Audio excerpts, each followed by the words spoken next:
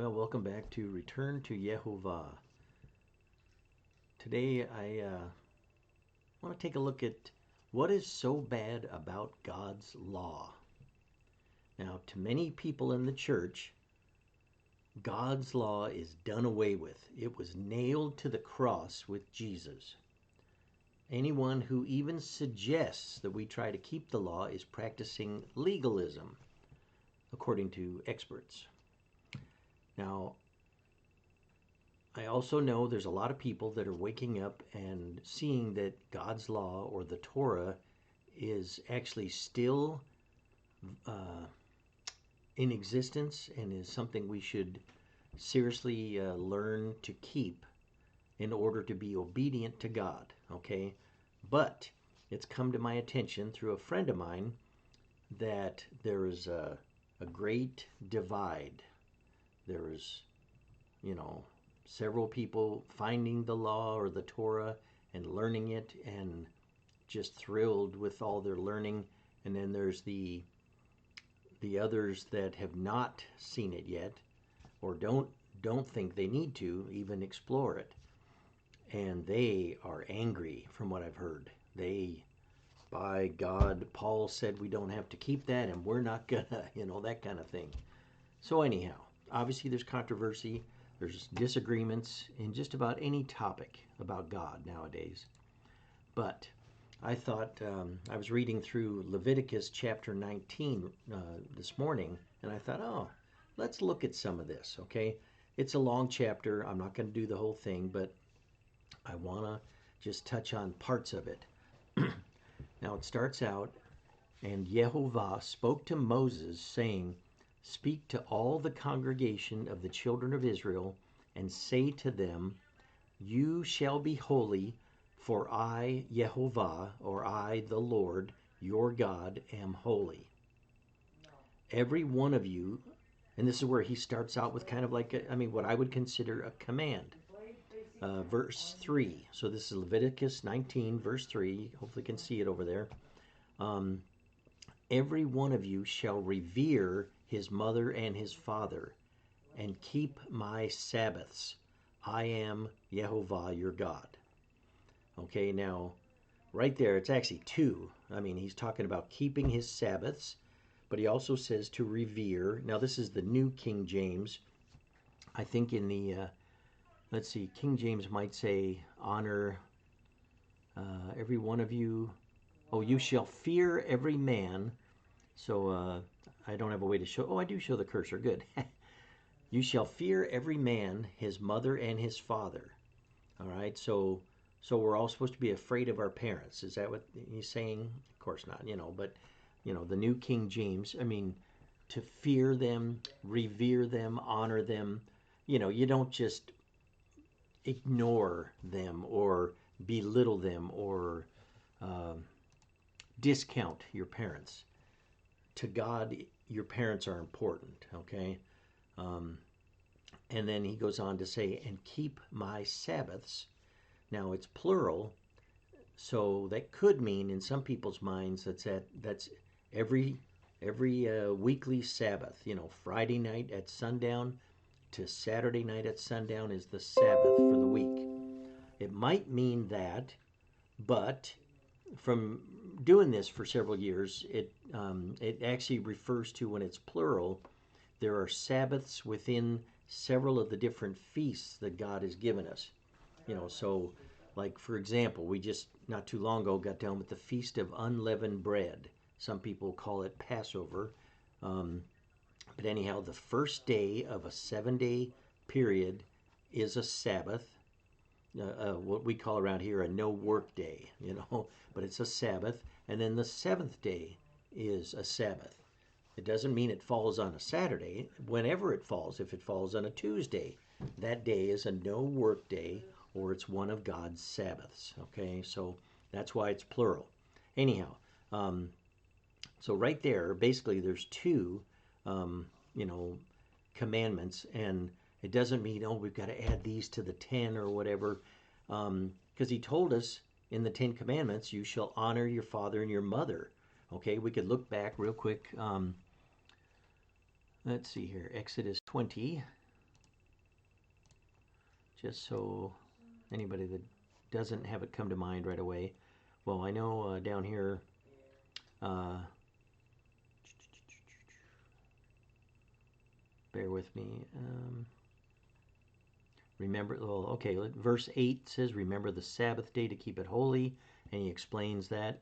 Now, there he's talking about strictly the weekly Sabbath, but so later in this one we're looking at in Leviticus, he includes the other Sabbaths. Just something to consider or to, know what's going on here. But verse 12 here of Exodus 20, honor your father and your mother. Now, that came up as King James. Let's see what the New King James says. Oh, they used honor. Okay. Either way, that's what we're used to hearing more than revere. But so honor your father and your mother, that your days may be long upon the land which Yehovah your God is giving you. Okay, so he's telling you there. I mean, that's a big one. That's right after the Sabbath. That's before he mentions don't murder, don't commit adultery, don't steal. So it's important. Okay.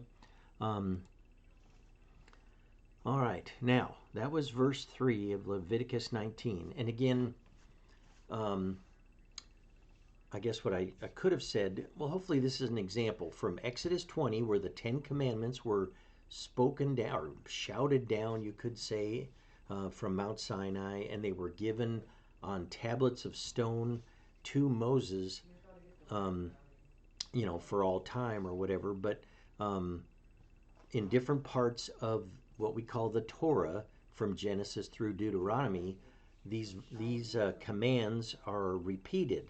Sometimes he expands on them a little bit to make it clearer what he meant, or just to, clarify things. So anyhow, don't think of it, another one piled. It's not about that, okay? And that's the beauty of this, is that God wants us to understand him. He makes it easy for us by explaining it in different places.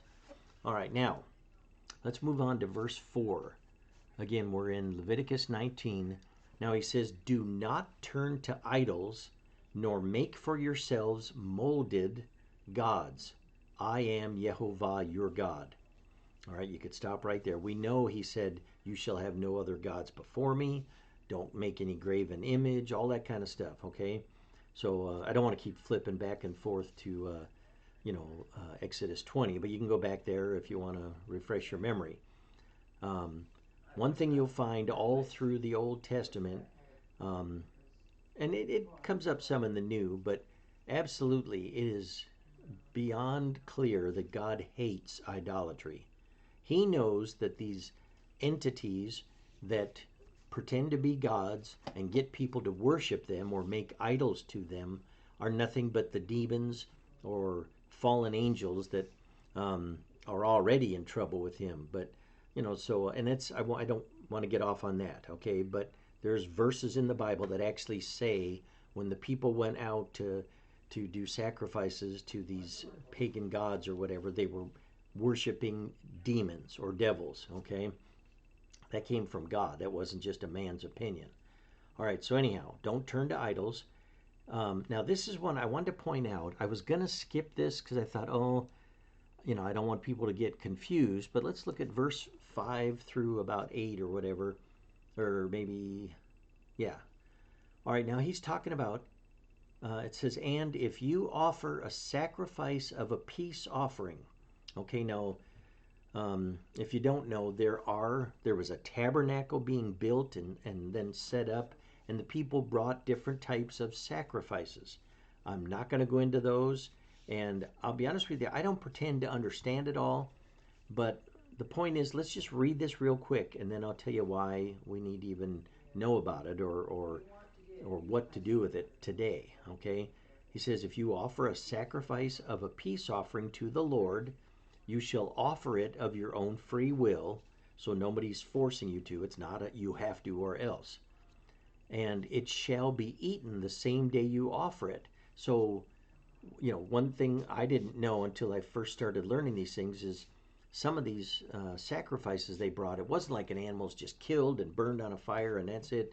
Some of these, you brought them and the priest would take care of, the work for you, killing the animal and cutting off the skin, all those things, But the priest, for his work, got to keep part of the animal, and then that would be meat for him and his family. And then you would get another part of the animal, depending on which type of sacrifice or whatever. And then, and so think of it. Let's say you wanted to have, I don't know, a roast lamb or a goat. No, I don't know. Let's say you have rack of lamb or whatever. Um, but you wanted to, have some meat for your family, a certain, week or whatever. You could say, hey, why don't we make a peace offering to God? Now, I'm not talking about doing this today. I'm talking about back in the day when there was a temple or the tabernacle and legitimate priests to do the work, okay, to make the sacrifice and all that. But, just to kind of put it into context, so you'd bring this animal, offer it to the Lord as a peace offering, and then after the priest took his part and he did everything, you would get the rest of it. And it says, it shall be eaten the same day you offer it, verse 6, and on the next day. So if you can't finish it all the first day, you can eat it the next day. But he says, and, or I would say, but, if any remains until the third day, it shall be burned in the fire. So, and now, why would you think that is? He doesn't say put it in your freezer or your refrigerator. Now, my first thought is it's obviously because they didn't have that kind of thing. The next day, so the first day or the second day you can eat it, but after that, it's going to get spoiled or, get worms or who knows what. So by the third day, if you haven't eaten it, you've got to burn it in fire. Just get rid of it, basically. He doesn't even say give it to the dogs or whatever. But he says, if it is eaten, verse 7, at all on the third day, it is an abomination. So to God, that's disgusting, okay? It shall not be accepted. So that would basically invalidate this nice peace offering you brought to God. Maybe you felt like, I really messed up. I need to make peace with God in some way, and that was one of the ways it was done back in those days. But he says, therefore, verse 8, everyone who eats it on the third day shall bear his iniquity. So whatever you were coming to reconcile with God, and again, keep in mind, I'm keeping this very, very simplified as best I can. People could go on for hours about all the details of these things. I'm not doing that. But it says, he shall bear his iniquity because he has profaned the hallowed or holy offering of Yehovah, and that person shall be cut off from his people. So boom, right there, verses 5 through 8 is a big chunk of this little part we were going to look at. But let me tell you, like I alluded to earlier, we can't do this today. So everybody that wants to keep God's commandments needs to stop right there and say, well, I can learn about it, but I am not going to be keeping that part of the commandment. Because we're told in different places, I don't have those right today, that if we're going to bring a sacrifice of any kind, we don't get to do it wherever we want. We can't just go, sacrifice it on our own altar somewhere in the middle of nowhere, whatever. We're supposed to bring it to the priest at the door of the tabernacle or later into the temple when it was standing. And that was the only way God gave for it to be done. And he had said it needed to be, eventually, he wanted it to be done in Jerusalem. But now since the temple was destroyed, God obviously, if he didn't want that to happen, he would have stopped it. But he had it destroyed for his purposes. And I don't want to discuss, theories on that right now. The main thing is the temple is gone right now. Even if there are people that believe they are priests, the priesthood isn't set up. There is no tabernacle. There's basically nowhere to go, okay? And I'm not saying any of this to disregard the sacrifice that Jesus or Yeshua did on the cross, okay? Just work with me here. I was trying to point out things like not turning to idols, honoring your parents. What was the other? And keeping the Sabbaths, okay? Those are all things that are in the law for people to do who follow God. believers in the Lord God or in Yehovah and his Son can keep every one of those with no trouble at all. Okay? Now, since we can't do the part about the sacrifice, you could just ignore it altogether, but it's interesting to know about it, I think. All right? Anyhow, we'll move on just real quick here. Now, these are some more things. And keep in mind, these are considered commandments or instructions from God. Okay? Now, listen to this. He says, when you reap the harvest of your land. So imagine you've got a big, I don't know how many acres, whatever, a field of barley or corn or wheat or, whatever it may be that they grow in your area. He says, when you reap the harvest of your land, you shall not wholly reap. If you hear a screaming cat, I don't know why he's doing that. And he won't stop. Cats are not really good about listening, but okay, anyhow. When you reap the harvest of your land, you shall not wholly or completely reap the corners of the field. Now, some of you have probably heard this before, and I think this is a cool thing. Now, I've never had a field, a huge crop like that, so I've never, had the ability to do that. But he wants you, not to cut the corners of the field. Just leave those alone, and you shall not gather the gleanings of your harvest. And so, like if things, let's say you were, I don't know, picking all the corn or whatever. If some was dropped and you were taking your stuff in, don't go back for every little ear of corn or every little, stalk of wheat or whatever it may be, okay? But he says a little bit further in verse 10, and you shall not glean your vineyard. So if you have grapes or, for a vineyard, nor shall you gather every grape of the vineyard. You shall leave them for the poor and the stranger. I am Yehovah your God. Now, how cool is that? And that's the kind of thing, it's a concept for us to understand. God cares about the stranger and the poor people, okay? So if he's telling you, poor people might walk by your field somewhere, wherever you have stuff growing, and if you've harvested and left some stuff on the ground, leave it. Let a poor person coming by go, oh, a stalk of, or an ear of corn, or a couple of ears, or whatever. Or maybe there'll be potatoes that are left out, whatever. It's okay. And it's a good thing to do. God is suggesting that as a commandment. Come here.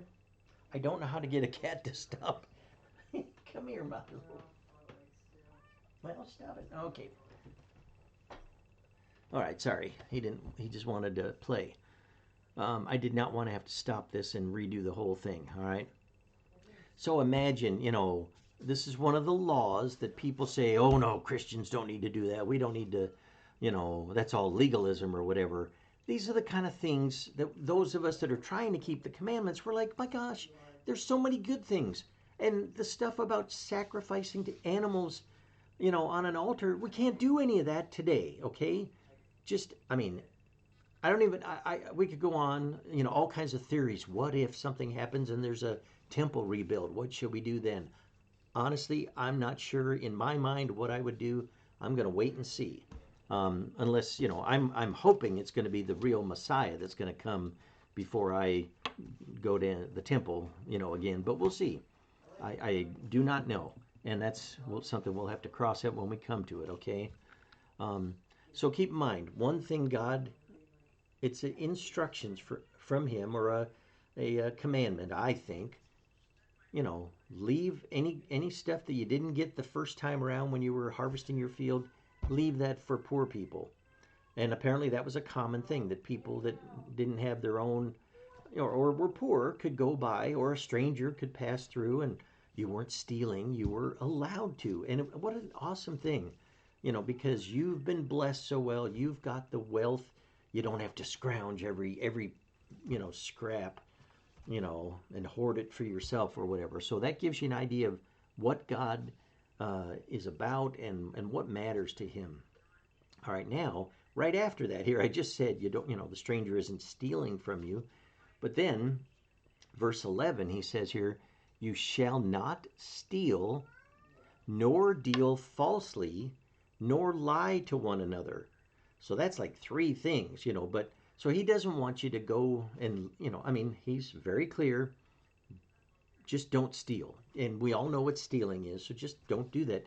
But dealing falsely, there could be many different ways where you're cheating, another person. You're like, oh, I'm going to sell them this, but like maybe you wanted to, sell something and you got it for free, but you're selling it for $100 or whatever, and or maybe you paid 20 for something, and then somebody was going to buy it from you. You're like, oh yeah, it'll cost you 50. I mean, and again, there may be a time where that's appropriate. I don't do anything like that, but um, as far as buying and selling, but I think each person, when you're dealing fairly or falsely with people, okay? And he says, don't lie to one another. Now, when I first read that today, I was like, oh, I know he said back in Exodus 20, you shall not bear false witness against your brother or neighbor or whatever it was.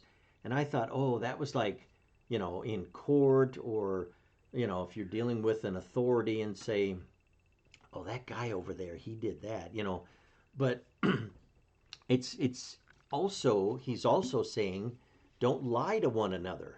So I mean, we all know what lying is, and we know there's other places in the Bible where it says liars, will be cast into the lake of fire, that kind of thing. But I don't want to go there.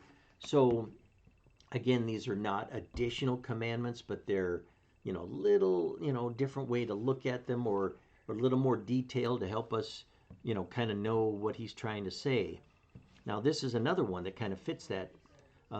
Verse 12 says, you shall not swear by my name falsely, nor shall you profane the name of your God. And he says, I am Yehovah.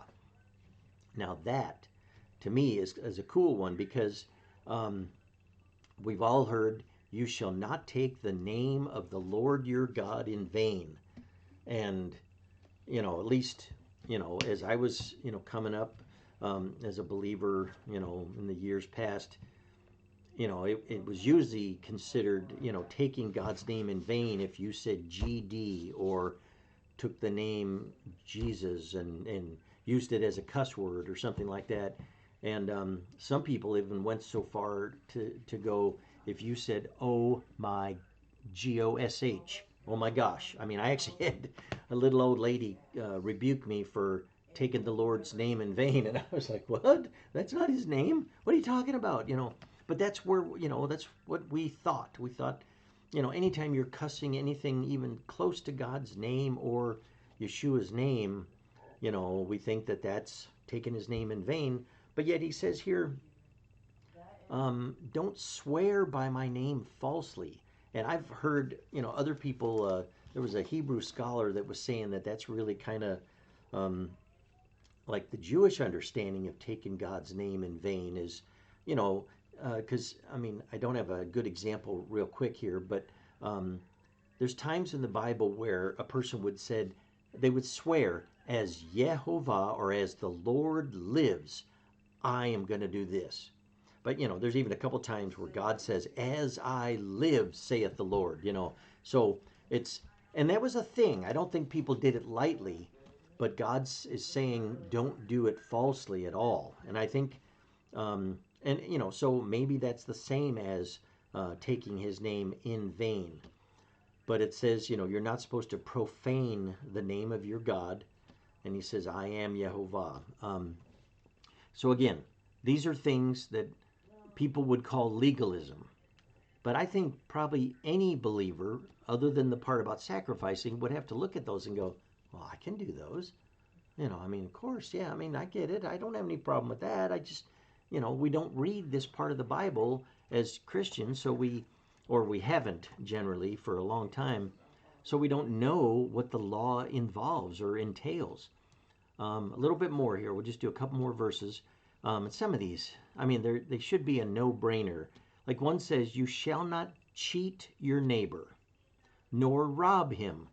And robbing, I mean, I was a cop years ago, but robbing, stealing is one thing, but if you take it away by force, then, like if you threaten somebody, say, give me that or else, or you knock them down and take their purse, or, any of that stuff, that's robbing as opposed to just stealing. Okay, so a little old lady has her purse in her grocery cart, and when she's looking that way, you grab it and run. That's stealing. But if you grab it and her arm's still in there and you're like, let go, lady, and you shove her away or whatever, that's robbing, okay? Maybe you didn't need me to tell you that, but I'm just saying those are, a couple different things. But he also, again, doesn't want us to cheat our neighbor. And we've all heard Jesus or Yeshua told, the neighbor is like, just think of it as not just the guy that lives on the street where you live or in the apartment next door, but people you come across. Everybody's your neighbor, if you think of it that way. But then here's another one, verse 13. The wages of him who is hired shall not remain with you all night until morning. Now that's kind of interesting. Of course, that would be really hard for people today to do in a lot of companies or government jobs or whatever. But I don't know exactly how things were done back then, but if you hire somebody to do a job, they come to your job site or whatever, they do the job, and at least as far as, this is concerned, God expected you to pay them that night, that night. So when they're done at the end of the day, here's your money, and that's it. We would call that a day laborer now.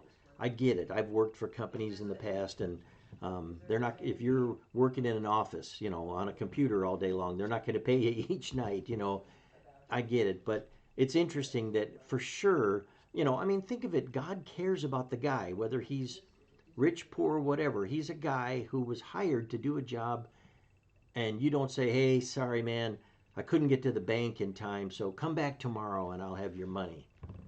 He was probably working all day hoping that, I'll have something to take home to get food for the family or maybe to pay the rent or something like that, okay? So these, just keep in mind, I'm pointing out things that God listed in Leviticus, the book that a lot of people are, deathly afraid of.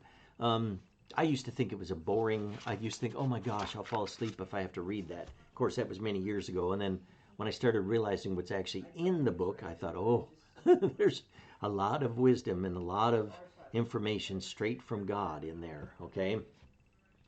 Now, verse 14, I think I'll quit there. There's a lot of good stuff. And like I said, it's a long chapter, but now here's one. Imagine this. He says, you shall not curse a deaf person, nor put a stumbling block before the blind, but shall fear your God. I am Yehovah. And I thought, who would do that? But I'm sure. Nowadays people do a lot of things that we are surprised at. But can you imagine? Maybe you've got a friend or a neighbor that's deaf, and maybe they turned away from you, and you're like, mad at them, giving them the finger or cussing at them or whatever, and they can't hear you, or if you put a curse on them. God forbid. I don't know too many people that do that these days, but could be. God says, do not do that. Let alone put a stumbling block before a blind person. And I don't know if it's in the Bible. There's another part where, at least the picture I have of, somebody used to talk about rearranging the furniture in the home of a blind person. Can you imagine what a cruel thing that would be? You can't see, but you get used to where everything is, so you can, not trip over your couch or whatever. But that's the same idea, putting a stumbling block before a blind person. And God's basically saying, you shall fear me, so you better not do these things. Now that's just through verse 14 of all this, okay? So I think I might do some more videos with the same concept. It's not a quote-unquote series at this point, but all these things I talked about, except for the sacrifice part, are things that any of us, even if you're not a Christian, even if you don't believe in the God of the Bible or whatever, you can do these things. These are good and right and kind things to do.